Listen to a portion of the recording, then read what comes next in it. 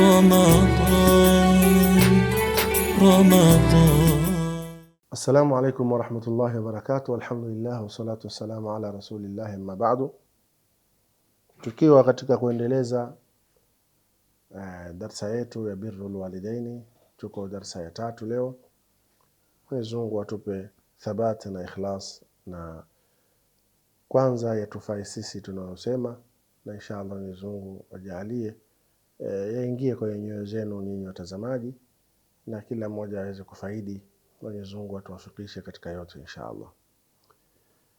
Tumefika kwamba wal hadithu ma'ahuma bikulli adabin wa taqdir wal insat ilayhima.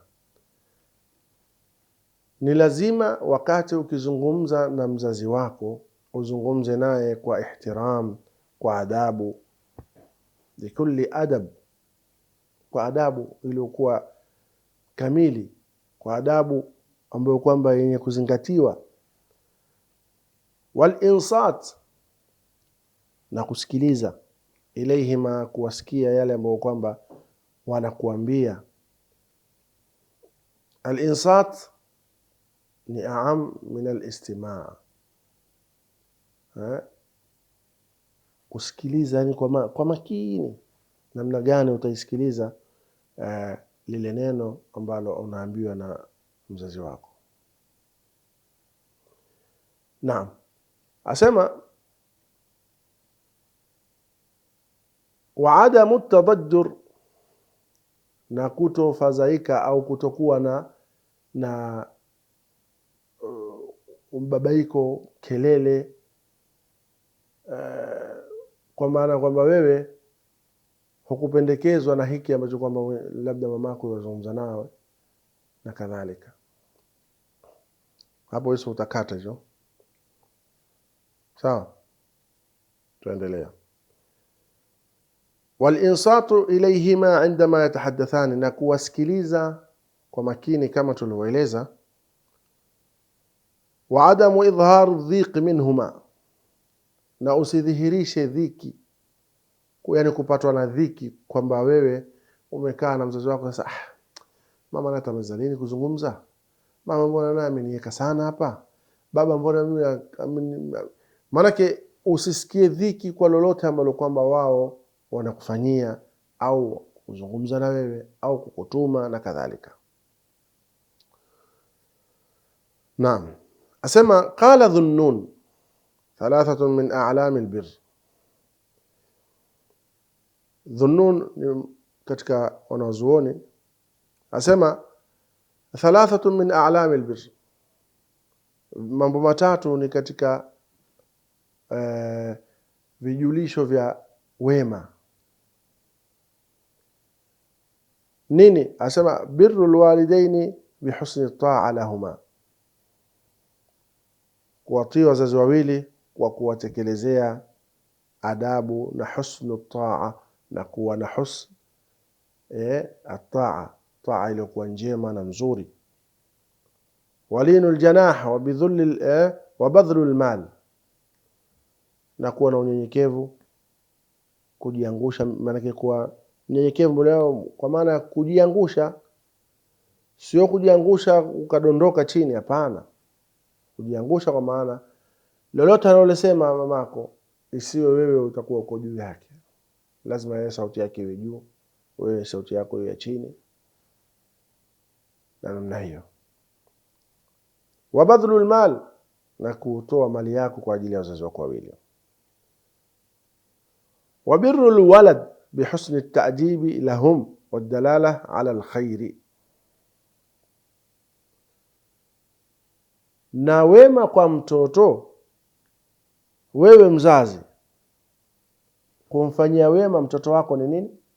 Asema bihusni at-ta'dibi lahum, ni kuwafanyia nini?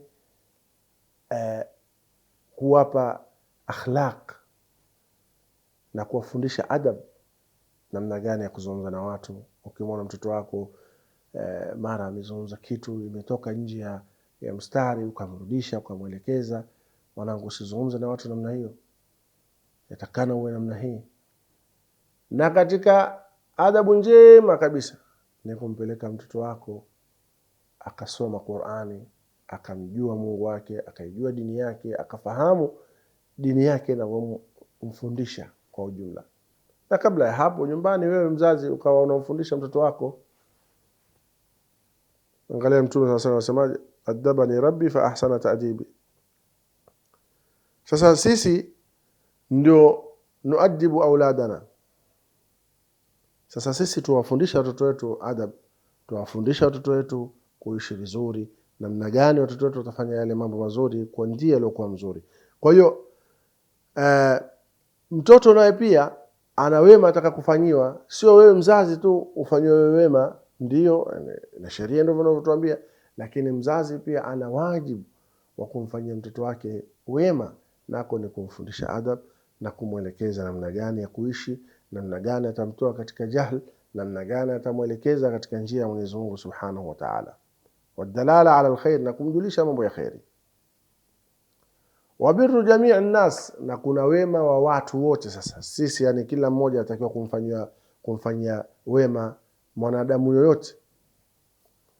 Asema bitalaqati alwajhi wa husn almuashara, ni kuwa na talaqatul wajhi, yani uso wako ukawa una bashasha, uso wako umewatia katika hali ya furaha, sio abus, usio uso wa kukunjana, uso na hasira kila muda, uso wako muda wote wewe walalamika tu. La, uso wako wa bashasha, uso wako umewatia, umekuwa katika hali ya furaha, wa husn almuashara, na ukawa na tangamano nzuri na watu. Hii ni moja katika bir ambayo kwamba ni kijulisho cha bir, na kwa maana ni katika alama kubwa ya wema. Kwa hiyo kuna wema wa kumfanyia mzazi wako, kuna wema wa kumfanyia mtoto wako wewe kama mzazi, na kuna wema wa kuwafanyia waja wa Mwenyezi Mungu Subhanahu wa Ta'ala, watu unaoishi nao, namna gani utaishi nao, ukawa na talaqatul wajhi. Haya ni maneno wanazuoni ambayo kwamba yote haya yanachukuliwa istinbati yake na marejeo yake, utakuta ni kuna hadithi za Mtume na aya za Mwenyezi Mungu Subhanahu wa Ta'ala.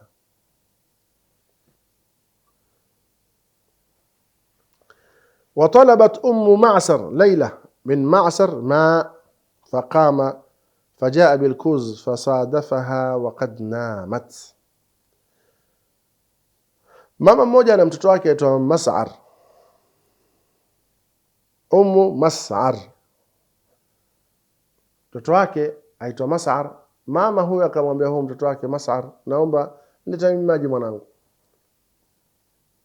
Akaenda Mas'ar kuchukua maji, fajaa bilkuz, akaja kile chombo ambacho kina maji, fasadafaha waqad namat, akija bahati mbaya mama ameshalala.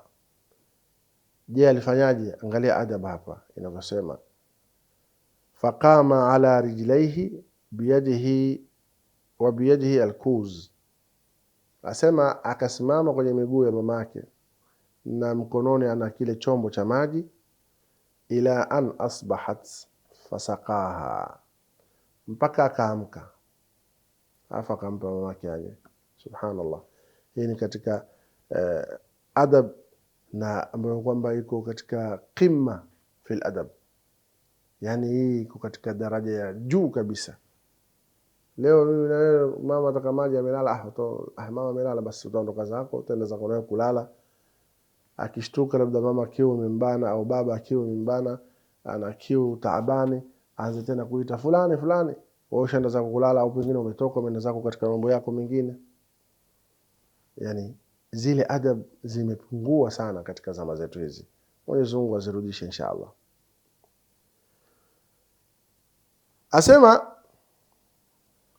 waraa Abu Huraira rajulan yamshi khalfa rajul faqala man hadha.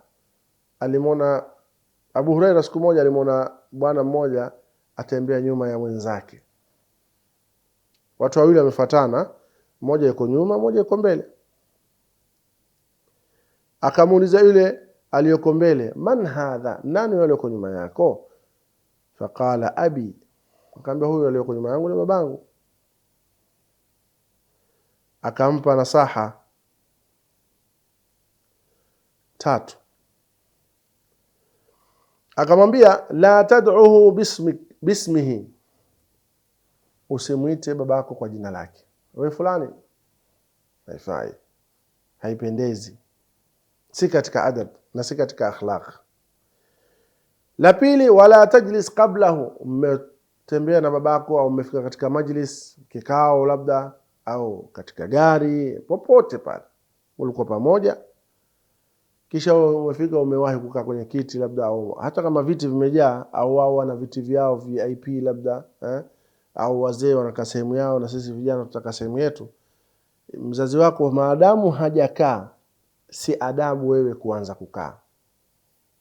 Lakini adabu hizo siku hizi wallahi zimepotea sana. Tunayaona mambo mitaani, katika mahafalati, katika ni maharusi, sehemu mbalimbali. Utakuta mtu amekuja na mtoto wake, lakini mtoto wake ashaenda kule ameshakaa, yeye mzee bado pengine hata usikute hata kiti hajapata cha kukaa, lakini mtoto wake ameshakaa. Atokee mtu wewe mbona umekaa, babako hajakaa? Kwa sababu mzazi mwenyewe anashindwa kumuelekeza mtoto mambo kama haya ya maadili. Lengine akamwambia wala tamshi amamahu, wala usitembee mbele yake. Siku zote utakiwa wewe uwe nyuma ya mzazi wako. Sio mtembea wewe uko mbele, baba yuko nyuma. Si adab wala si ihtiram. Katika adab za wazazi wawili, mtoto kwa mzazi wake unaambiwa usimpe mgongo babako wala mamako. Hata mfano mzazi amekaa, umeshazungumza wewe waenda zako, katika adabu ambazo kwamba pia zimekosekana siku hizi, haitakiwi umpe mgongo mamako. Muepuke, usimpe mgongo au tembee kinyume nyume mpaka urudi. Ni katika adabu kubwa hizo ambazo kwamba wanawazuoni wakubwa ndio wameinukia nazo, wameleleka nazo. Kwa hiyo nasaha hizi 3 Abu Huraira amemwambia huyu kijana, akamwambia usimuite baba kwa jina lako, usikae sehemu yoyote ambayo kwamba upo na babako ukakaa kabla yake yeye, wala usitembee mbele ya mzazi wako. Hebu tushike hizi adabu 3 katika darasa hii ya leo, na zingine nyingi ambazo kwamba ziko tumezitaja, lakini tukizishika hizi wallahi tutakuwa ni wenye kufaulu, ambazo kwamba ni jumla ya ihtiram na kuweka heshima kwa mzazi wako. Vitu hivi vimekuwa adimu sana siku hizi. Mtu anaweza kumuita babake majina sampuli hayaeleweki, au hivyo tumefika mahali katika kikao, mtoto ashakaa, baba hajakaa, pengine baba azungumza na wageni, yeye mtoto ashakaa tayari. Haifai, haipendezi. Mwenyezi Mungu atuwafikie kila kheri. Mwenyezi Mungu atujalie min alladhina yastami'una alqawla fayattabi'una ahsanahu, walhamdulillahi rabbil alamin.